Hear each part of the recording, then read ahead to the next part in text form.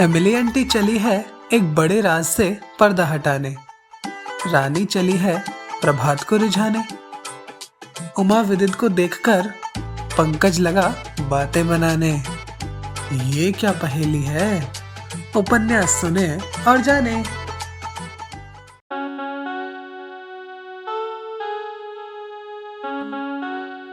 Can I hold your hand? एक खूबसूरत एहसास।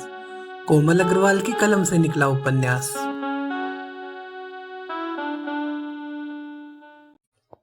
नमस्कार दोस्तों, मैं हूं कोमल अग्रवाल और आप सुन रहे हैं can I hold your hand, एक खूबसूरत एहसास का 83वां भाग। कहानी के पिछले भाग में आपने सुना कि सूरज पाखी और बाकी सभी घर वालों और दोस्तों को लेकर मसूरी लेक आता है, जहां अचानक उसकी मुलाकात होती है एमिली आंटी से, जो उसके विदेश जाने से पूर्व होटल की प्राइम शेफ रही थी। पर जब वो वापस आया तो उसे मैनेजर भानुशंकर ने बताया कि एमिली अपने सन मार्टिन के साथ हमेशा के लिए स्कॉटलैंड चली गई, पर वो तो यहाँ एक रिजॉर्ट में नौकरी कर रही हैं। अब आगे।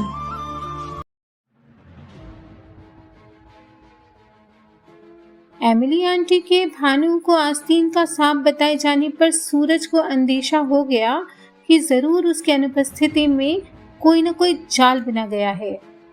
उसने तुरंत प्रभात को फोन लगाया। अभी चले आओ, जरूरी काम है, उसने आदेश दिया। चंद ही मिनटों में प्रभात आकर खड़ा हो गया। क्या बात है सूरज बाबू, इतनी टेंशन में क्यों हैं? उसने आकर पूछा। मैं सब सुनना चाहता हूँ आंटी, आप प्रभात के सामने कहिए, सूरज गंभीर होकर आंटी से बोला। पाखी हैरान परेशान सूरज को तो कभी एमिली आंटी को देख रही थी। उसने सूरज के हाथ पर हाथ रख उसे सांत्वना दी। तुम्हारा जाने के बाद इन दोनों भाइयों ने होटल को शराब खाना और जुआ खाना बना डाला। I swear in the name of Jesus, तुम मार्टिन को बुलाओ, हम और भी विटनेस खड़ा कर सकता है, आंटी भरे गले से कह रही थी। I trust you aunty, you need not to swear, Suraj ने कहा। वह खामोश हो गया था। प्रभात समझ गया कि सूरज को इस बात से गहरा सदमा लगा है।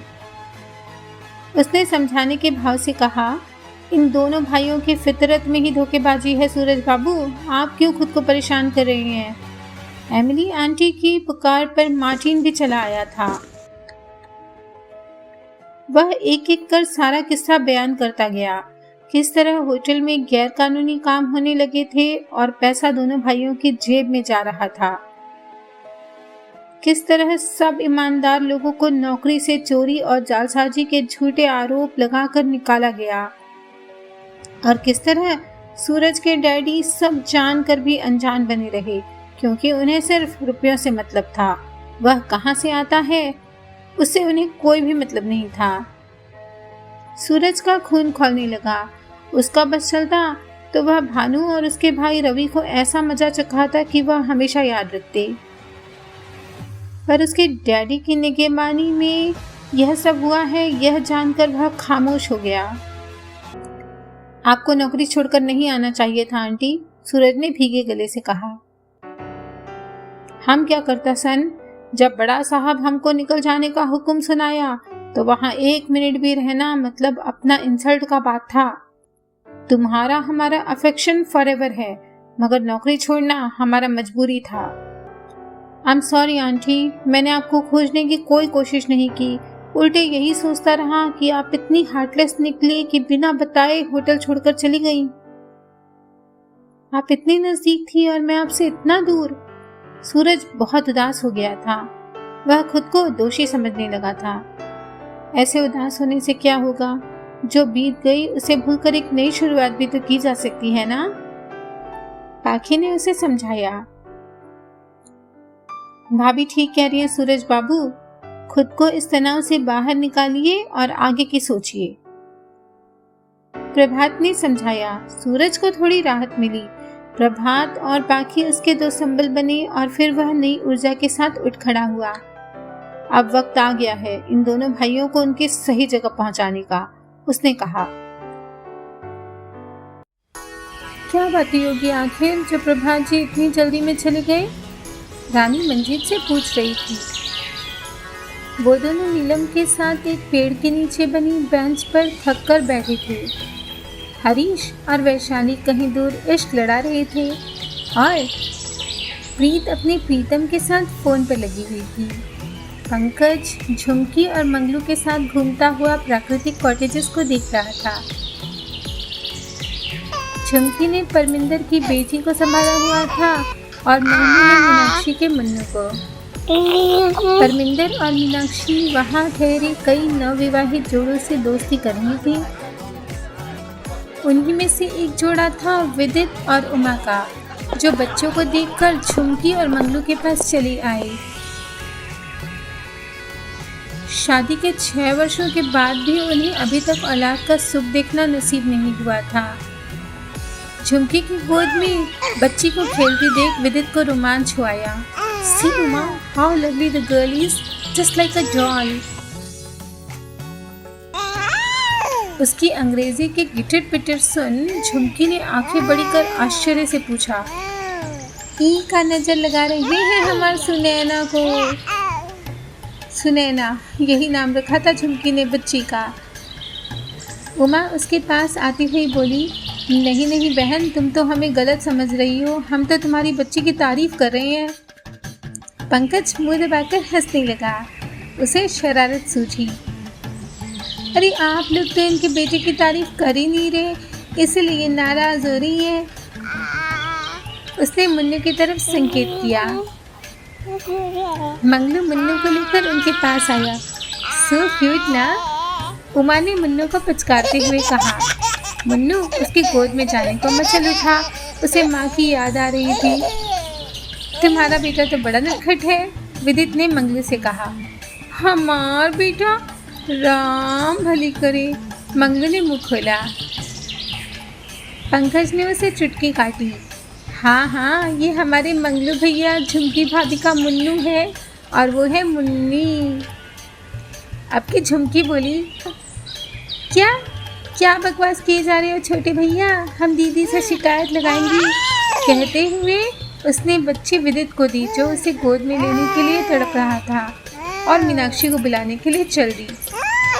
विदित और उमा को तो खेल हो गया, दोनों बच्चों के साथ खेलने लगे। पंकज से कह, उन्होंने कई तस्वीरें अपने कैमरे में बच्चों के साथ कैद करवाई और खुश होते रहे, बिल्कुल बच्चों की तरह। ये आपने कुछ ठीक नहीं किया छुटके भैया, अब तो हमारा बेड़ा गर्क ही समझो, राम भली करे, मंगलू ने घबराते हुए कहा। झुमकी उससे नाराज होकर जो चली गई थी। तुहार बेड़ा गर्क नहीं, पार हो गया समझो मंगलू भैया, पंकज ने शरारती अंदाज से कहा। वो कैसे? मंगलू ने पूछा। तभी मीनाक्षी और परमिंदर झुमकी के पीछे भागती हुई चली आई। अजनबियों के हाथों में अपने बच्चों को देख वो और घबरा गई। इधर लाओ बच्ची, परमिंदर ने विदित से बच्ची झपट ली और उसे सीने से लगा अपनी ममता उड़ेलने लगी। साथ ही वह विदित को घूरे जा रही थी। इधर मीनाक्षी उमा से मुन्नू को छीनने की कोशिश कर रही थी, पर मुन्नू था कि उसके गोद में आ ही नहीं रहा था। पंकज ने मुन्नू को लॉलीपॉप का लालच दे जैसे तैसे कर उमा से लिया, तब जाकर के मीनाक्षी की जान में जान आई। वह जोर से मंगलू से बोली, जाओ जरा दौड़कर भैया जी को बुला लाओ, ये बच्चा चोर खुले में घूम रही हैं, अभी पकड़वाते हैं इनको। उमा मीनाक्षी की बात सुनकर सकपका गई। हम बच्चा चोर नहीं है, आप हमें गलत समझ रही हैं। विदित भी बुरी तरह डर गया। We are tourist madam, we have come here for outing. ज़्यादा अंग्रेजी झाड़ने की ज़रूरत नहीं है, हम खूब समझती हैं तुम जैसे बच्चा चोरों को, मीनाक्षी ने गुस्से से कहा। परमिंदर भी ज़्यादा पढ़ी लिखी नहीं थी। आजकल बच्चा चोर पढ़े लिखे होते हैं बहन जी, उसने भी फुसफुसाकर कहा। पंकज ने बात समझानी चाहिए, पर दोनों औरतें कुछ समझने को तैयार ही नहीं थी। मंगलू तब तक प्रशांत और गुरविंदर को लेकर आ पहुंचा था। शोर शराबा सुन प्रशांत ने पूछा, ये क्या माजरा है? विदित ने बात संभाली और कहा, देखिए भाई साहब, हम दोनों हस्बैंड वाइफ हैं। यहाँ घूमने आए थे, इनके बच्चों को देखा तो गोद में लेने का मन किया, पर ये तो हम दोनों को बच्चा चोर ही कह रही हैं और पुलिस की धमकी भी दे रही हैं। गुरविंदर को सारी बात समझते देर नहीं लगी। वह परमिंदर को डांटने लगा, ये तुझको बच्चा चोर दिख रही है, गवार कहीं की। प्रशांत ने भी मीनाक्षी को डांट लगाई, माफ़ कीजिए भाई साहब, इनकी अकल घुटनों में है। शुरुआत का तो पता नहीं, पर इस नाटक का समापन कुछ यूँ हुआ कि विदित और उमा से उन सब की दोस्ती हो गई और सब हंसी खुशी इकट्ठा होकर गेस्ट हाउस में लौट आए। उनके साथ एक नई जोड़ी को देखकर वहाँ छाया तनाव भी जाता रहा और सब उनके साथ खुल मिलकर बातें करने लगे। उत्तर प्रदेश के लखनऊ शहर से आए विदित और उमा ने जब अपने बच्चे न होने की बात बताई तो सबके दिल में उनके प्रति सहानुभूति उमड़ पड़ी। अम्मा उन्हें कालसा देवी के मंदिर जाने की सलाह देने लगी तो बुआ जी किसी सिद्ध बाबा की भभूत की बात बताने लगी। आप कोई बेबी अडॉप्ट क्यों नहीं करते? पाखी ने धीमे स्वर में उमा से कहा तो सूरज को उसकी राय अच्छी लगी। विदित कभी नहीं मानेंगे, उमा ने निराश होकर कहा। हम समझाएंगे तो शायद मान जाए, सूरज ने कहा। हमारी जाने बाहर से क्या गुपचुप गुपचुप बातें हो रही हैं भाई? विदित ने पूछा। वो तो हम आपको डिनर के बाद बताएंगे, सूरज ने कहा। प्रीत, वैशाली और हरीश भी दोनों से मिलकर बहुत खुश हुए और कांटेक्ट का आदान प्रदान होने लगा। मंजीत और नीलम मिलकर प्रभात को इम्प्रेस करने के गुण रानी को इस दौरान सिखा चुके थे और रानी उस पर अमल भी कर रही थी। एमिली आंटी के साथ वह भी डिनर परोसने में लगी हुई थी और इस बात का खास ख्याल रख रही थी कि प्रभात की प्लेट में कुछ परोसना रह न जाए। नीलम के दिल पर अपनी धाक जमाने के लिए मंजीत भी उसकी तरफ देखता कुछ न कुछ मांग रहा था और नीलम उसे परोस रही थी। झुमकी पानी के गिलास भर रही थी और मंगलू लकड़ियां इकट्ठी कर अलाव में आग और भड़का रहा था, जिससे ठंड का एहसास कुछ और कम होने लगा था। मार्टिन एक और लड़के को ले आया था जो पास ही एक तंदूर में से गर्म नान निकाल कर उस पर मक्खन लगाकर मार्टिन की तरफ बढ़ा रहा था। शाही पनीर, नवरत्न दाल, पंजाबी छोले के साथ काजू पुलाव जंगल के इस वातावरण में अपनी सोंधी खुशबू बिखेर रहा था। गुरविंदर और हरीश तो वैसे भी भूख से बावले हो रहे थे। अब जाकर के उन्हें चैन पड़ा था। पंकज तो एमिली आंटी के बनाए पैनकेक पर हाथ साफ कर रहा था और मुन्नू को भी चखाता जा रहा था। एमिली आंटी सभी के लिए फ्रूट कस्टर्ड ले आई थी और सबको आग्रह कर खिला रही थी। आपके हाथ के खाने का स्वाद और बढ़ गया है आंटी, सूरज ने तारीफ की। पाखी को भी उनके बनाए व्यंजन बहुत अच्छे लगे। मुझे सिखाने के लिए आपको कोठी पर आना होगा आंटी और वहीं रहिएगा हमारे साथ, उसने अनुरोध किया। आएगा, ज़रूर आएगा, पर सिर्फ 2 दिन के लिए, आंटी ने अपनी छुट्टी की बात बताते हुए कहा। सब खाना खा चुके तो वैशाली ने ताली बजाकर सबका ध्यान अपनी तरफ खींचा। भाइयों और बहनों, फिर गलती यार, सब उसकी नादानी पर हंस पड़े। कोई बात नहीं वैश, तुम कंटिन्यू करो, मैं उधर आ जाता हूँ, हरीश ने सबको चुप कराया। वैशाली ने फिर से बोलना शुरू किया। लेडीज एंड जेंटलमैन, आज की रात हम में से कोई भी नहीं सोएगा। क्यों? पंकज ने पूछा। हाँ भाई, हम तो बहुत थक गए हैं, किसी ने कहा। आप लोगों की थकान दूर करने का ही तो प्लान बनाया है हमने, हरीश ने वैशाली की तरफ संकेत करके कहा। इंटरेस्टिंग, विदित ने कमेंट किया। आगे भी तो दसो बहन जी, मंजीत से सब्र ही नहीं हो रहा था। नीलम भी 1 2 3 गिनने लगी। वैशाली ने गला साफ किया और बोलने लगी, आज हम सब खेलेंगे एक इंटरेस्टिंग गेम जिसका नाम है बूझो तो जानी।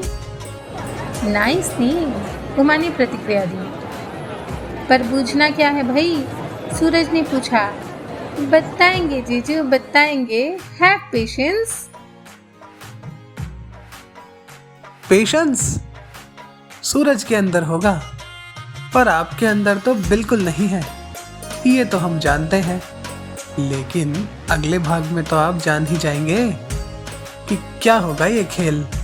वैसे क्या हो सकता है, ज़रा टाइप करके बताइए कमेंट बॉक्स में।